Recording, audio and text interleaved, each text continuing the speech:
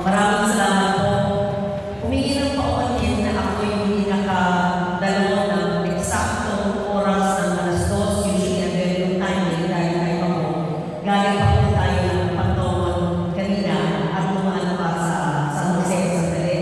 Kasama namin si Chair Jose. Napakaganda rin po yung Casa Tribunal. Isang government sector panahon ng Kastila at Amerikano at naging guerrilla area ng panahon ng ako. Kaya natutuwa ako dito naman ay simbahan ako.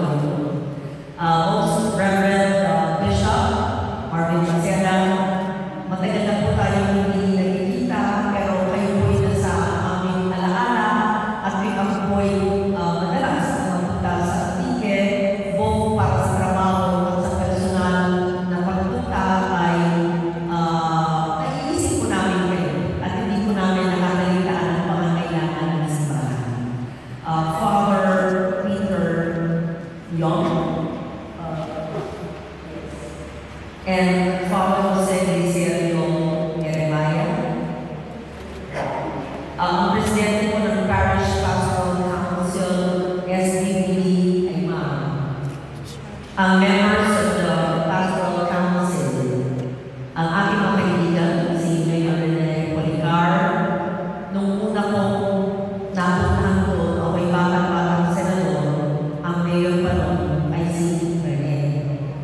Tapos, nung naparenovate po natin, bago 2008, ay si Vice Mayor Maxfield Policar na siya ang mayor noon. Ang ating pag-concert noong 2018 sa unang restoration ay si Maxfield ang mayor noon. At ngayon naman, sa pagka-restore ng muli, dahil sa epekto ng earthquake, ay si Rene ulit. Kaya siguro dapat pamulit ang ating Philharmonic concert dito sa Aniki, sa simbahan ng muli. Babati rin sa ating leader ng barangay president, si Prince Policar, at kanina, lahat po ng ating barangay captains at mga board members. Yes, si Copera, si Nandi, yes, kasama namin siya kanina rin. At si Dr. S.P. Bernie, Dionosa, ating specialist sa Saysay Kultura, at si Attorney Rubinos, na ating provincial administrator. Salamat po sa suporta ninyo sa ating mga initiatives from the national government. At salamat ng muli sa National Historical Commission of the Philippines sa ating share. Hindi lang ubod ng alam, kung hindi ay talagang binibigyan talaga ng kahalagahan ang ating mga proyekto, considering that this scope is national. So, Chair Gerardo, Ricky, Trota, Jose Jr., salamat sa inyong pagdalo sa Antique. At salamat sa inyong interes sa pag-restore ng ating mga historical edifices. Kay Director Camila Arevalo, salamat ng muli sa inyong suporta. At sa lahat ng mga nandito ngayon, kasama rin si SDB, nakikita ko, at sa lahat po na nagtrabaho sa NHCP at sa National Museum at sa mga ahensya ng gobyerno. Mayan na hapon sa talan. Before I speak of the restoration or even lecture about history, I want to speak of something we all likely relate to. To all the parents who are here today, as most of us are parents, sa mga lolo at lola who may be sitting quietly here, I ask that we bring our children to places like this. Tell them your stories. Tell them where you used to sit in this church, what these walls mean to you when you were younger or as a child, or about the time that your parents first brought you here to pray, or perhaps when you learned to pray. I am sure that places like this are very much a part of who we are. Long after our generation has passed, what will matter most is is that our children grow up with a deep love for the land and the home they come from. Whether they choose to live here in this little but beautiful town of Anini, elsewhere in the Philippines, or one day find themselves in a foreign land, I hope that they all carry with them the memory of places like this beautiful church and the values it holds. Let them know that our culture, through the stories, the music, and our common faith, is something we all must be proud of. That as we move on in life, it continues to wait for us, ever timeless and patient. And again, it will wait for the generations that come after us on the condition that we continue to protect it.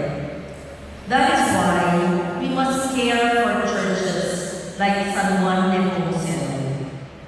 Our aim is not simply to create museum pieces for aesthetics or optics, but more deeply to keep its memory alive in the spaces where it first took root, kung saan nagsimula ang ating paniniwala, ang ating pagdasal, ang ating mga buhay. This church was put through over a century of change, built from blocks of coral stone in the mid-1800s, bound by the hands of our forefathers.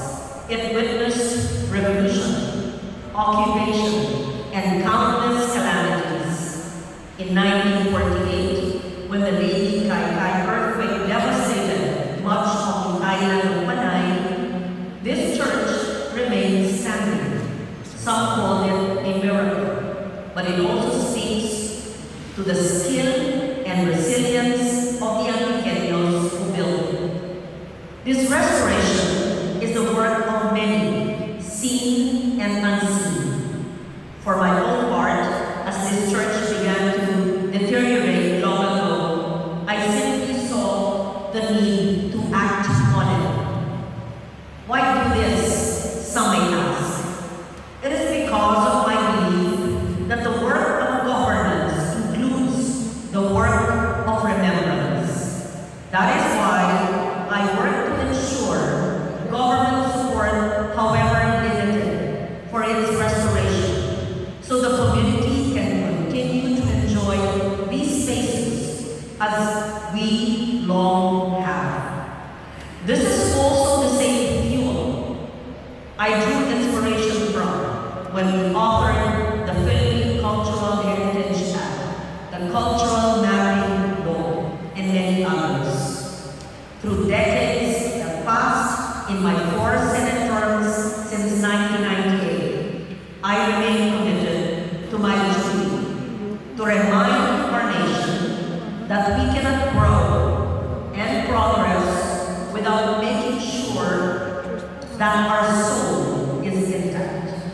It is in places like San Juan Nepomuceno that we find our roots and we discover what it means to be Filipino. So, to both the young and the old, I remind you of the word malasakit.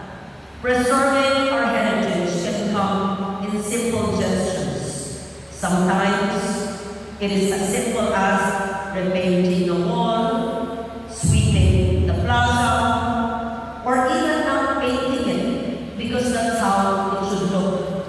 And even keeping our bathrooms of our heritage structures and our churches clean. Every act is a thread that holds firm in place the larger tapestry of our nation.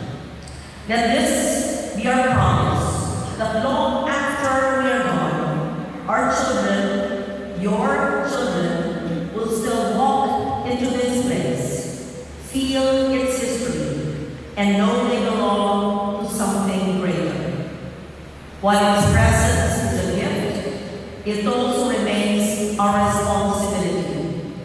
We now turn this over you, Anini, this church remains yours to protect. Duro.